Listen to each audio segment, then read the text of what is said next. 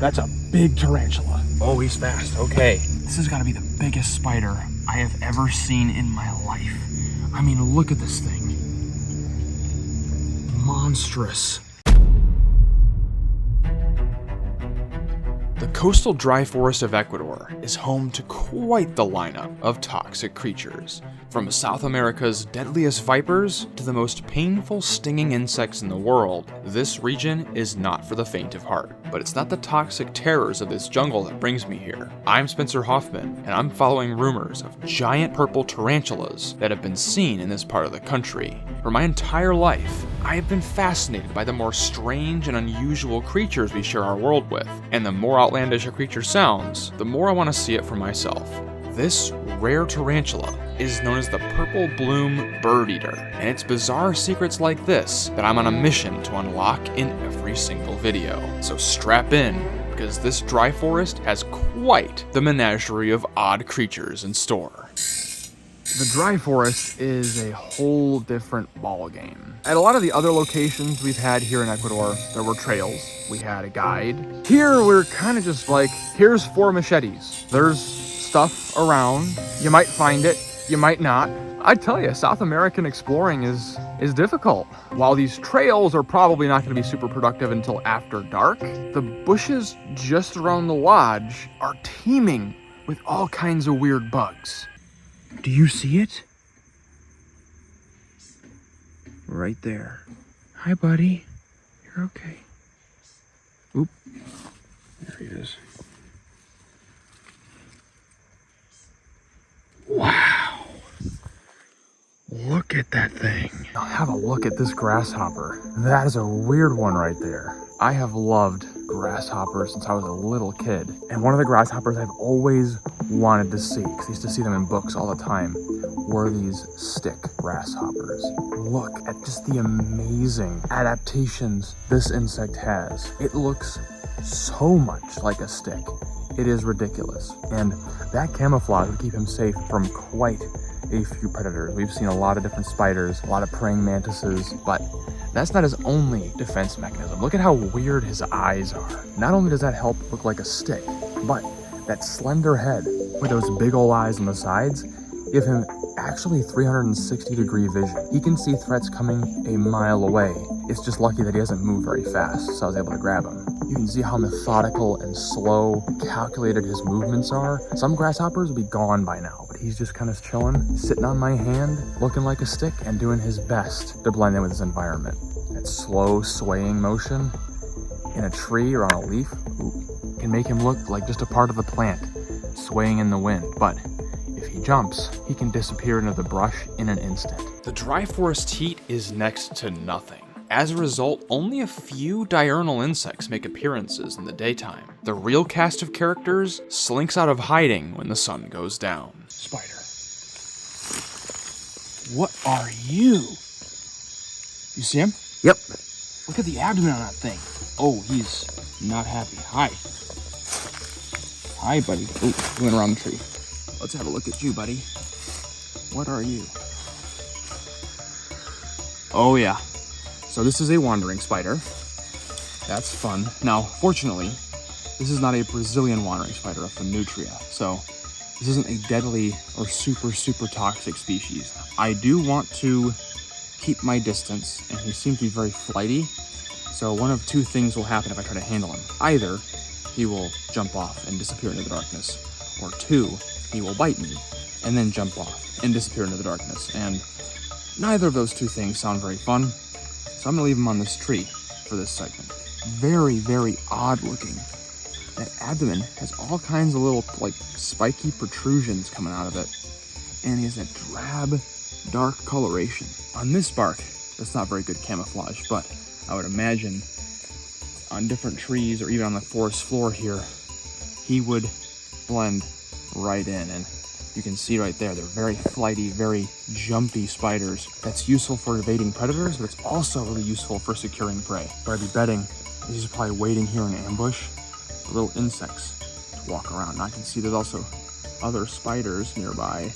So he definitely has his pick of the litter for smaller invertebrates to overpower with that venom. With a lot of wandering spiders, we don't know a ton about their biology, and I don't even know if we know what species this is, but I can tell from that configuration right in the front of his face there, 4 eyes right in the front, it is a wandering spider. There is always the chance that they're medically significant, so chancing a bite, not gonna be a good time. So I'm gonna leave him be, and seeing this guy is a really good sign that really awesome spiders are indeed out. So if you're out, maybe one of the giant tarantulas we're looking for is also out roaming this jungle looking for all kinds of insects. What a weird wandering spider. As its name suggests, it is indeed related to the Brazilian wandering spider, and it might be medically significant. Deeper into the woods, I saw something that for a second looked like one of the even deadlier wandering spiders. But let's take a closer look to be sure. Ooh, big spider. Wait. Oh, I just got sent for a second. For a second, I thought that was a wandering spider, but actually, that is not a wandering spider. That is, weirdly enough, a look-alike. That is actually a Huntsman spider that looks like a wandering spider. There we go. Now, the Huntsman is an ambush hunter. He'll be sitting, waiting, using that kind of indescript coloration, maybe taking down lots of different small invertebrates. Now, even though it looks like a wandering spider, not at all dangerous. Huntsmen are really more scary just because of their incredible speed, and sometimes they can be massive, so their size can freak people out. For the most part, absolutely darling little spiders here in the jungle. Now, we're looking for something considerably bigger than this guy, so I'm gonna let him go back about his business. But what a crazy find. I was hoping I'd see one, but to actually get hands-on with one is something else. You might have noticed, and I'm sure some people are gonna comment, that that spider had 3 legs that were like stuck together. It was really weird. When I first got him on my hand, I thought his feet were just like really sticky or like really grippy, but he actually had some kind of really sticky substance on those 3 legs. That's kind of funny, because in the part of the world we're in, there actually is an animal that can produce a really sticky substance like that. And it's an animal that this spider may try to eat. If you know what animal I'm talking about, good on you. If I got a shot at one of those while I'm here on the coast, you know I'm gonna take it. That being said, you know, there's a lot of cool stuff moving already. You know, the daytime, super unproductive, but as soon as darkness fell, it was just like, whoa. Honestly, these nighttime adventures have been some of my favorite things in Ecuador so far. And you know, I've been getting a lot of requests for more videos just like this. So if you are enjoying these, leave a like on this video. That'll let me know that I'm doing the right thing. And it'll tell YouTube to show this video to more people just like you, so that they too can see all the weird stuff we find on these adventures. And the night's still young, so there's plenty more weird stuff lurking out there under the cover of darkness. Been a lot of stuff on the trees today, so I'm scanning the ground and the trees. Ooh! Come here, look at this. This is kind of funny. You see it right here? Mm-hmm.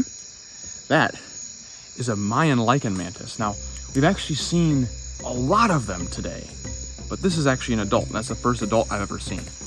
I've actually seen these mantises before in their invasive range in Florida, but we're actually in the native parts of this insect's range. What are you doing out tonight? I suppose they are nocturnals, that makes sense. Let's not have you disappear up the tree. There's actually another one on the opposite side of the trunk. Are you serious? Yeah, it's a little... Oh, it's a little baby. Oh, I'm gonna coax her away from that too, because she would probably eat that. Now this is one of the bark mantises. As you can see, they hang out on bark. And as that baby's doing, they usually are found pointed downward because they're waiting for little arboreal insects to crawl up the trees where they will snag them and eat them. We've seen a lot of insect predators out today. Lots of praying mantises, lots of spiders, all kinds of camouflaged ambush hunters of the jungle. What we're actually after is not so much an ambush hunter and more so an active hunter, but any opportunity to see praying mantises in the wild, you know I'm not gonna pass up. Especially these guys. Look at the patterning on that insect. They are immaculately camouflaged. Crazy modeling. Their compact, kind of stubby body plan is actually perfect for basically like compacting up flat against the bark, where they'll blend perfectly with the mosses and lichens. It's where they get their name, the lichen mantis. And aren't you one special insect?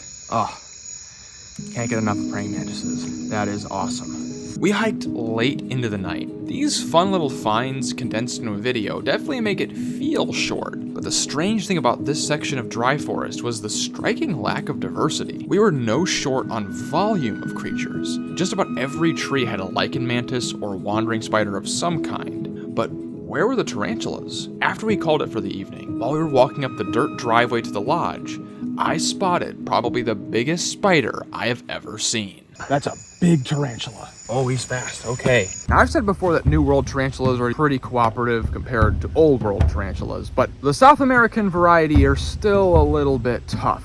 Very unhappy. Hi, buddy. Never thought I'd be wrangling a spider with a snake hook. Man, this guy gave me quite a bit of a chase. He ran under a bush, and we were actually worried that he was gonna like disappear down a burrow or something. He definitely flicked me with a bunch of his urticating hairs. Wow, it was not a cooperative tarantula. We finally got him out onto the path, and he kind of just realized he was cornered and just sort of hunkered down. So I was actually able to sit there and finally present him. Now check this out. This has got to be the biggest tarantula I have ever seen. I have no idea what species this is, but have a look at this creature. This is a giant tropical tarantula of some kind. Looking at him, he actually has some really interesting markings here. Right by his eyes there are some little pink, like stripes almost. And in the right lighting, some of his hairs are actually kind of pink. That's kind of cool because out here there's rumored to be a purple tarantula. So I wonder if this guy is related to that. Have a look at the size of this spider compared to my hand here. I know I got some viewers in Australia who tease me sometimes when I call a spider big. Is that big enough for you? Might be asking Spencer, is this dangerous? It's a tropical spider in the middle of the Ecuadorian jungle. Just like most New World tarantulas, I would bet this guy is probably fairly harmless. I kind of want a chance handling him. This is the biggest spider I've ever seen, and I kind of want to show just the scale of the spider in my hand. It took a couple of tries, but oh man, look at this thing. Very carefully. Hopefully he will stay put. But look at him. That is a spider. That means me no harm. And look at how big it is. I love how velvety they feel. That is an awesome spider right there. He probably sees me as a bit of a threat. And that's because there are a lot of things out here that would like to eat this spider. While you and I might see him as kind of a creepy looking animal, there are plenty of mammals and birds that are like, hey, that's a lot of protein sitting right there. And, you know, in a very biodiverse jungle, if you see something with a lot of protein, you better eat that up pretty quick, because resources can be hard to come by when you're competing with tons and tons of other creatures. Because of that, he's got to have some cunning defense mechanisms to make sure that he can stay safe. Now, number one, he's gonna be moving under cover of darkness, but he probably has a burrow or a rock or something that he hides in during the day. And that will keep him pretty much sheltered from the elements, but also sheltered from a lot of diurnal predators, because his dark body would actually give him pretty good camouflage on the forest floor when it's dark. But that's not his only defense mechanism. Now, I mentioned earlier that he had a lot of hairs on his body. Now that is both a way of sensing the environment. A lot of spiders can use those hairs to sense their environment a lot better. But for a tarantula, it's actually a very cunning defense mechanism. When he is aggravated, he can flick those hairs off, and boy, do they itch. He's even a little bit itchy sitting on my skin here, but it's not too bad. If he knocked a bunch of those abdomen hairs off, I guarantee you, I'd be itching like I touched fiberglass or something. And that is something you do not want to get in your eyes. If a bird or a mammal was coming after him and he flicked him, you can bet it would do some serious damage. Now, of course, you're asking, Spencer, it's a spider, can it bite? Yeah, it could bite. I'm not going to attempt it, but it wouldn't be that serious. It's not a medically significant spider or anything, but that bite is going to be a last resort defense mechanism. You can see right here, he's being super gentle. He is chilling. He wants to get back out into the jungle to hunt for insects and probably small frogs and lizards. He wants nothing to do with me, and certainly does not want to waste that precious venom when he is not being pressed on, not being grabbed, and not being carried away by a predator. So what we're gonna do is we're gonna let him go back about his way. Definitely an experience I'm not gonna forget. A beautiful giant tarantula and a real treat here in South America. The craziest thing about this spider is that it is indeed related to our purple bloom.